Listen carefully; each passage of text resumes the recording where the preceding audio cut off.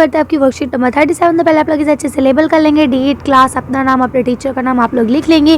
Good morning मेरे प्यारे बच्चों, कैसे हैं आप सब? उम्मीद करती हूँ आप लोग अच्छे होंगे। आज हम पढ़ेंगे मिट्टी के बारे में, सॉइल फॉर्मेशन, कैसे बनती है मिट्टी, लैंडस्लाइड और सॉइल का डिग्रेडेशन यानी कि किस तरह से मिट्टी ख़राब होती है। आज हम इन सब चीज़ों के बारे में जानेंगे।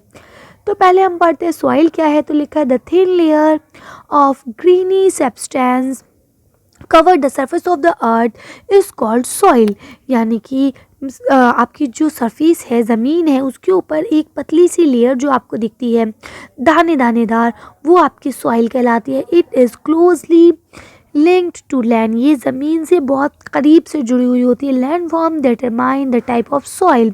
Soil is made up organic matter, minerals and, ठीक है, weather rocks found on the earth, यानी बोलते हैं कि जो मिट्टी है वो आपकी किस से चीज़ों से बनती है, वो आपकी ऑर्गेनिक मैटर से बनती है। इसके अलावा मिनरल्स और जो आपके बड़े बड़े पत्थर हैं जो अर्थ पे पाए जाते हैं, उन सब चीज़ों से मिलती है।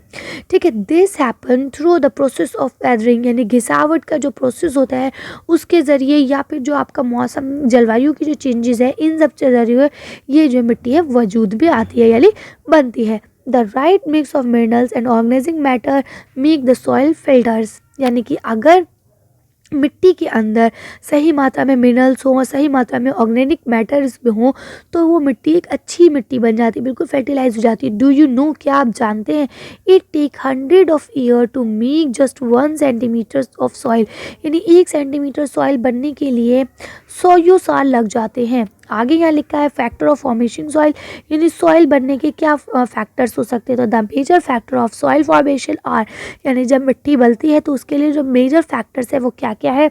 नंबर 1 है the nature of the parent rock, यानी कि जो पेरेंट रॉक है जिनसे मिट्टी बन रही है उनका क्या नेचर है, किस तरह से वो घिसावट कर रहे हैं, किस तरह से वो घिस रहे हैं। उसके बाद है ट्रोपोग्राफ, यानी कि आपकी मिट्टी की क्या बनत है। रोल ऑफ ऑर्गेनिक मटेरियल, यानी जो आपके मिट्टी के अंदर जंतु हैं छोटे छोटे, वो क्या है। Time taken for composition of soil formation, और समय कितना लग रहा है। ठीक है, वही चीज़ यहाँ आपको बताई है। सॉइल फॉर्मेशन तो रिलीफ टाइम है ना, पेरेंट मटेरियल, इसके अलावा क्लाइमेट और ऑर्गेनिज्म। तो ये सारी चीज़ें जो ये सब ज़रूरी होती हैं। कैसे ज़रूरी होती हैं, देखिए, पेरेंट मटेरियल जहाँ से वो मिट्टी आपकी बन रही है, यानी किस तरह से रॉक्स आपस में घिसेंगे, छोटे छोटे टुकड़ों में टूटेंगे, घिस घिस कर वो महीन बनेंगे। किस तरह की वहाँ की जलवायु है जो उसको कितनी जल्दी टूटने में, घिसने में मदद करती है। वहाँ कैसे जंतु है, माइक्रो ऑर्गेनिज्म, जो मिट्टी को खाते हैं, और जब वो पॉटी करते हैं तो वो मिट्टी को उपजाऊ बनाकर पॉटी करते हैं। ठीक है ना, ये एक पूरा प्रोसेस है जिसमें आपके जो आपके वर्म्स होते हैं ना, केचुए, वो, ठीक है। रिलीफ, किस तरह से मिट्टी जो है आपस में रिएक्ट कर रही है, कितना टाइम ले रही है, ये सारी चीज़ें इसके मेन फैक्टर हैं। अब हम बात करते हैं लैंडस्लाइड की। लैंडस्लाइड का मतलब होता है ज़मीन का फटना। इस तरह से ज़मीन खिसक जाती है, आपस में एक दूसरे को छोड़ने लगती है ज़मीन। ठीक है, तो लिखा है the mass movement of rock, debris of earth and down slope is known as landslide, and it often take place in conjunction with earthquake, flood and volcano. Meanwhile, a prolonged spell of rainfall can also cause landslide. अब यहाँ बताते हैं कि landslide का कारण क्या क्या हो सकता है। लगातार बारिश, जलजला आना यानी भूकंप का आना, बाढ़ का आना या वोल्केनो का फटना, ये सारी चीज़ें भी ये लैंडस्लाइड लाने के लिए बहुत मतलब कारगर शामिल शुमार होती है, यानी बहुत ज़्यादा अच्छी साबित होती है ना। अब यह लिखा है मिटिगेशन टेक्निक्स, यानी अब हम उसको कैसे रोक सकते हैं इसके बारे में आपको बताते हैं। तो लिखते हैं अगर हम साइंस की बात करें, डेवलपमेंट साइंटिफिक टेक्नोलॉजी, अगर हम उनकी टेक्निक्स की बात करें, has empowered to us to understand that factors cause landslide and how to manage them, यानी अगर हम साइंटिफिक तौर पे बात करें तो आज हम जान चुके हैं कि लैंडस्लाइड क्यों आती है और इसको हम किस तरह से रोक सकते हैं। Some of the broad mitigation techniques of landslide are given below, यानी नीचे आपको कुछ गिवन एज फॉलो, ठीक है, यानी नीचे आपको कुछ ऐसे रूल्स दिए गए हैं जिनको हम फॉलो करके इस तरह से ज़मीन का जो ये लैंडस्लाइड है इसको रोक सकते हैं। तो देखिए यहाँ लिखा है hazarding mapping to locate area prones to landslide since such areas can be avoid it for build statements, यानी आप कहते हैं कि ऐसे एरिया को मैप पे चिन्हित कर देना चाहिए, निशान लगा देना चाहिए, ताकि उन एरिया पे रहने के लिए कोई भी घर ना बनाए। ठीक है, इसके अलावा construction to related wall to stop the landslide for sleeping, यानी आप बोलते हैं स्लैपिंग के ज़रिए, क्योंकि फिसलन के ज़रिए ये होता है, तो वहाँ पे ऐसे बड़ी बड़ी दीवारों का निर्माण करना चाहिए जिससे ये लैंडस्लाइड को रोका जा सके। इसके अलावा सबसे अच्छा जो तरीका है वो है वेजिटेशन करना, यानी कि ज़्यादा से ज़्यादा पेड़ लगाना, क्योंकि पेड़ की जो जड़ें होती है वो मिट्टी को आपस में बांधे रखती है, जिसकी वजह से लैंडस्लाइड, भूकंप, ये सारी चीज़ें कम आती हैं। इसके अलावा बोलते हैं the surface draining control work to control the movement of landslide along with rain water and spring falls. ठीक है, अब बोलते हैं कि जो बारिश के पानी होता है या जो झरने होते हैं, इनको थोड़ा सा कंट्रोल किया जाए, इनके ऊपर थोड़ा सा काबू पाया जाए, इनके डायरेक्शन को थोड़ा सा चेंज किया जाए ताकि हम इसको रोक सकें।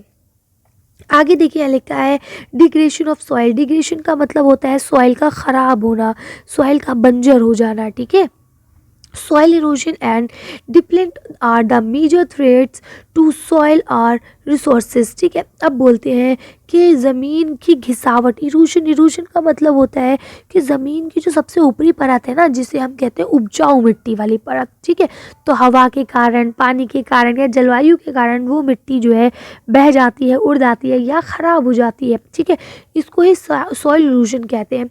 ठीक है, ये सब बहुत बड़े कारण है सॉइल के डिग्रेडेशन होने के। Both human and nature factors can lead to degradation of soil, यानी कि ज़रूरी नहीं है कि सिर्फ और सिर्फ इंसान के द्वारा ही सॉइल डिग्रेड हो, बल्कि कुदरत के द्वारा यानी नेचर के द्वारा भी सॉइल डिग्रेड होती है।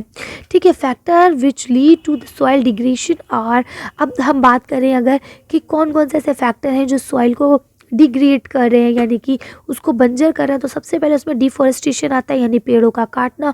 ओवरग्रेजिंग का मतलब होता है हद से ज़्यादा किसी जंगल में जानवरों का चरना। ठीक है, over use of chemical fertiliser, और केमिकल फर्टिलाइज़र जो है उनका हद से ज़्यादा इस्तेमाल, या फिर पेस्टिसाइड यानी कि कीटनाशक दवाइयों का इस्तेमाल, या rain wash, landslide and flood.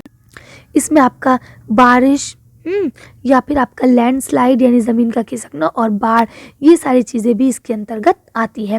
अब ये आपको एक्सरसाइज दिया गया है बेटा, ये आपकी वर्कशीट ऐसी कटी हुई है, देखिए मैं ऊपर कर रही हूँ लेकिन ये ऊपर नहीं हो रही है। ठीक है, तो अब आपका पहला जो यहाँ पे क्वेश्चन दिया गया है वो आपका लिखा है what does soil consist of, यानी सॉइल कैसे बनती है ये आपको बताना है। चलिए इसका आंसर देखते हैं।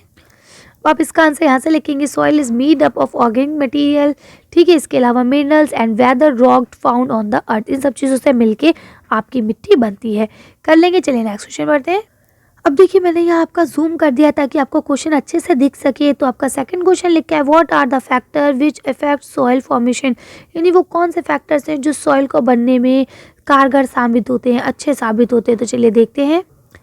आप इसका आंसर यहाँ से लिखेंगे कि nature of the parent rock, यानी कि जो पेरेंट रॉक है जिससे वो बन रहा है उसका क्या नेचर है, क्लाइमेट कैसा है वहाँ पे, वहाँ की जो आपकी ट्रोपोग्राफी है यानी कि ज़मीन या पेड़ पौधे वो कैसे हैं वहाँ पे। इसके अलावा ऑर्गेनिक मटेरियल्स जो है यानी कि जो जीव जंतु हैं, छोटे छोटे कीट वगैरह, बैक्टीरिया मिला, ये सब कैसे हैं और टाइम कितना ले रहा है। ठीक है, तो ये सारे पॉइंट्स आप लिख लेंगे। चलिए नेक्स्ट क्वेश्चन पढ़ते हैं।